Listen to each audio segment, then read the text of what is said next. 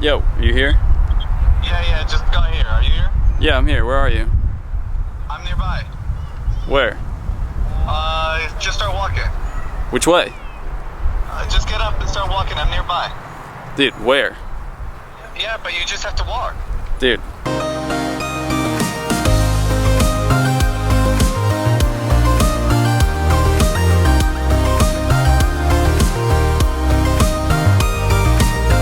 So that's how frustrating it is. That's exactly what Niantic did to us. They took away the nearby Pokemon tracker list. To be honest, it wouldn't be such a big deal if the game started this way. But like one of the developers of Pokevision said, you don't invent Marco Polo, then take away the Polo and expect people to still play. Niantic has taken the steps to take down apps like Pokevision and other similar ones to help you track down Pokemon. This is fine considering we've already come out against these apps saying that they're a form of cheating, but Niantic needs to take this as an indication that this is what the community wants. When they first disabled the tracking feature a couple weeks ago, all these apps started popping up because people needed a way to find Pokemon. With such a decline in players, if Niantic wants to hold their fan base, they need to either fix the tracking list or allow third-party developers to come out with their own app to help us. At the very least, they need to listen. This is clearly what people want. And if their plans are to remove tracking altogether from the app, they need to tell us that. Niantic, you can't stay silent on this. Our friends at the Silk Road have a source close to Niantic that claims to say that they removed the tracking system for safety reasons. That's understandable considering people have been running into streets and getting hit by cars while chasing down nearby Pokemon, but it all comes down to common sense. You can't blame this app for things that people are doing of their own free will. And again, if that is the reason, tell us. If not having a tracker is the direction Niantic is heading down, that's okay. You know what? It just brings us closer to the original games, where we didn't know what Pokemon we were going to be running into. But again, if this is the direction that you're heading, Niantic, tell us. I'm sure you guys had heard that there's already people out there who've caught all the Pokemon available. And if Niantic is scared that completing the Pokedex is just that easy, removing the tracker to make it harder to find is not the answer. To be honest, I felt like it happened too quickly. I would have liked it to take months at least for someone to complete the Pokedex. But if you want to make it harder, just change the spawn rates. Don't let me find Dragonite in the wild. Don't let me find Charizard in the wild. Make me catch 100 Dratinis to get my Dragonite. There's other ways that it can be accomplished. And if this is the reason that they're removing it, again, tell us. We know from Niantic's history with Ingress that they just don't communicate with their player base. In my opinion, silence is the cardinal sin of game development.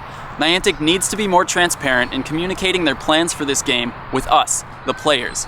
Silence does nothing but frustrate us to the point that App Store reviews are falling to 2 stars, players are mass reporting Niantic to Google for ignoring email communications, and worst of all, people are just straight up uninstalling the game. And to be honest, all this could be mitigated with just a little bit of communication. Even a simple, "we're working on it," would go a long way. With all that said, we're still here and we're still hopeful. Niantic did bring us the game and did make this into reality, so anything's possible. It's going to take a little communication and a lot of work, but this game still has a possibility to grow into its full potential. In the meantime, all we have left is to wander around and hope we run into some Pokemon. I guess what we're doing now is just walking, And wandering. because we have no indication of which way to go. And we're hoping they just pop up. Oh, look at that. A Ponyta just popped up. I don't know about you guys, but I've been having a lot of trouble with curveballs since the update. I've had some trouble, but it's just not the same as it was. They've also changed the distances of the Pokemon. Like, I need to throw a lot harder to hit this Ponyta now. And then it jumps. The other thing is, when I'm holding the camera in this hand and playing with my left, it's a lot harder. So, let's see if this makes a difference. It attacked the ball. Or I missed. They're very animated. I've seen with the latest update that the Pokemon are jumping around and moving, and all the animation has changed. It's awesome. They're a lot more aggressive, for sure. I can't even get the ball to it. I caught it. Is this all part of like just making wild Pokemon harder to catch? Harder to find, harder to catch? If so, tell us. Here, I'll take a picture and then With no Pokemon to track, it seems like, at least the way I feel, is Niantic wants us to focus more on traveling to Pokestops and in between Pokestops, you might just encounter a Pokemon.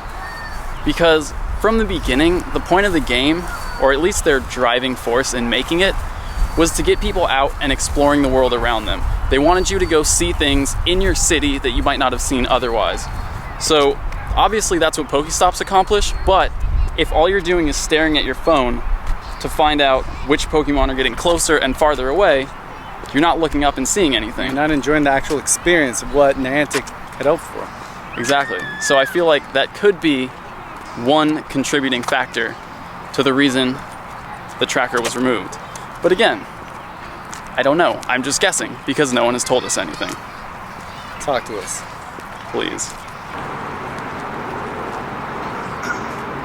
Basically what we're doing now is just walking around the park, Pokestop to Pokestop, and I guess we're just letting wild Pokemon show up randomly. And honestly, if this is the way Niantic intended for the game to be played, that's fine. But I think it's too late now.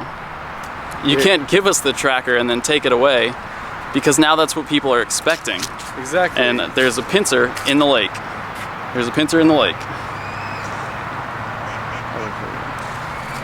I was wondering about this lure module because it's in the lake. I thought maybe it would attract water-type Pokemon, but obviously pincer is not that.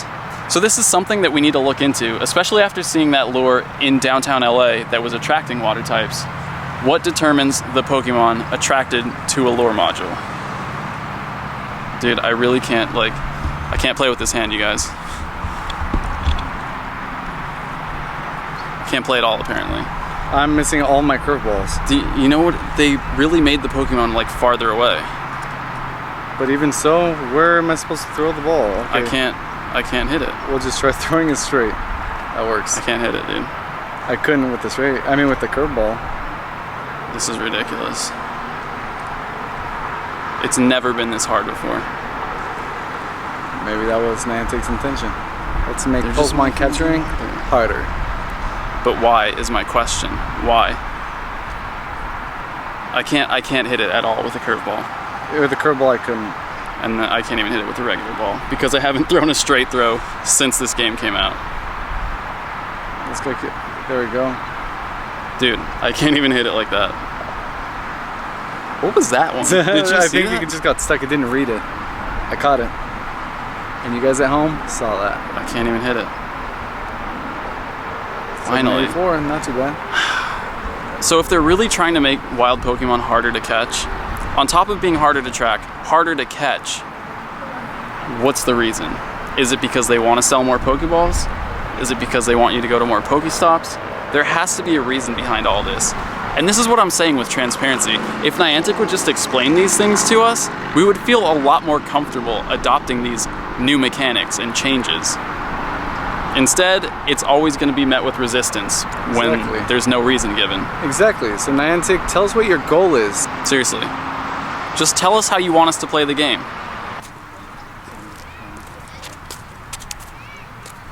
Before that pincer interrupted us, what I wanted to say was, if they want us to play the game by just traveling from Pokestop to Pokestop and encountering Pokemon by chance along the way, that's fine. But let me do that without having the game open.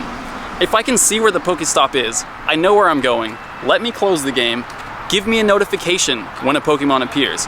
There's no reason for me to have my app open right now because I'm not actively tracking a Pokemon. So what's the point? There is no point. Count the distance on my eggs with the app closed. Just let me do it with the app closed. A quick solution to all of this would be with the Pokemon Go Plus. We're waiting on this device to hopefully allow us to do what Niantic is hoping to do by removing the tracking system. And that's not to use the app while we're playing, and to be able to just focus on enjoying the scenery and visiting new places and learning new things, while also being able to get into the game without having to look at the phone. It just seems backwards to me to make a game and then say, our goal is to not have you play the game as much while you're playing the game. So if all these changes are gearing us up for the Pokemon Go Plus, I don't think they're doing it the right way. This isn't going to encourage sales, it's going to discourage people from playing in general. That's the way that we feel about the tracking issue. If you guys feel the same way, share this video. Let your voices be heard. Reach out to Niantic directly and let them know what's going on. If they get overwhelmed with responses regarding the same thing, they have to react. And to be fair to Niantic, we don't know what role Nintendo and the Pokemon Company are playing in all these changes. It's possible that Nintendo might be pressuring them to remove certain features or change things. So, we know there's a lot of pressure on Niantic, but they're the ones in the spotlight right now. And again, if they would just tell us what role Nintendo's playing or what role the Pokemon Company is playing, we wouldn't be so confused. So again, just tell us what's going on.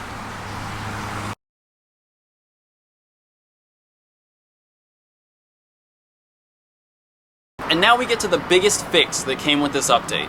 Niantic has made some serious balance changes to the battle system. They've reworked moves and their damage so that now fast moves are all comparable to each other, and charge moves deal a lot more damage so they're actually worth using. Let's break it down. Before we move forward, I'm going to talk about damage per second, or DPS. Each move deals a certain amount of damage, but having the highest power doesn't always mean it's the most efficient. Since each move takes a different amount of time to use, you have to look at the relationship between the damage and the duration to figure out which moves deal the most damage per second.